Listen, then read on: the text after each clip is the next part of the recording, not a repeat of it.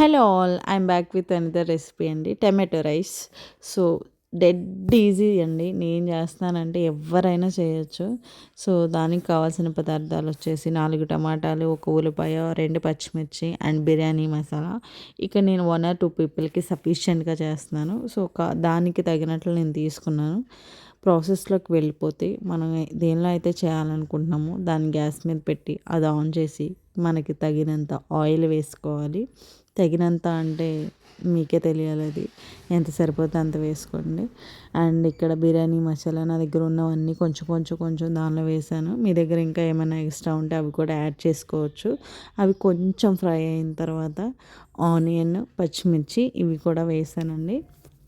అది కొంచెం light brown కలర్లోకి వచ్చిన తర్వాత నేను టమాటోస్ యాడ్ చేసుకుంటున్నానండి.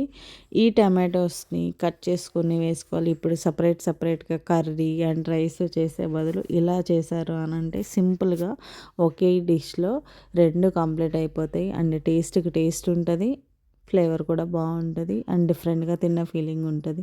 ఇక్కడ నేను చెప్పాను కదా 1 or 2 పీపుల్ కానీ, అందుకే ఒక 1 గ్లాస్ ఆఫ్ రైస్ మాత్రమే తీసుకున్నాను. ఇవి కొంచెం మగ్గిన తర్వాత ఇంకా త్వరగా కుక్ అవ్వడానికి దానిలోకి ఉప్పు, పసుపు, కారం, ధనియాల పొడి వేస్తున్నాను. ప్రజెంట్ ఇవే నా దగ్గర ఉన్నాయి. ఇంకా మీ దగ్గర జింజర్ గార్లిక్ పేస్ట్, కొత్తిమీర, పుదీనా ఇవి కూడా ఉంటే యాడ్ చేయండి, టేస్ట్ బాగుంటుంది.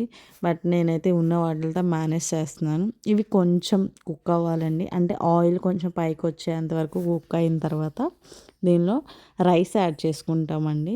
ఈ రైస్ యాడ్ చేసుకున్న తర్వాత ఒక 1 or 2 minutes అలా అలా తిప్పాలి. తిప్పితే ఆ ఫ్లేవర్స్ అన్నీ దానికి పడతాయని ఎవరో చెప్పారు, నేను కూడా అలానే చేస్తున్నాను.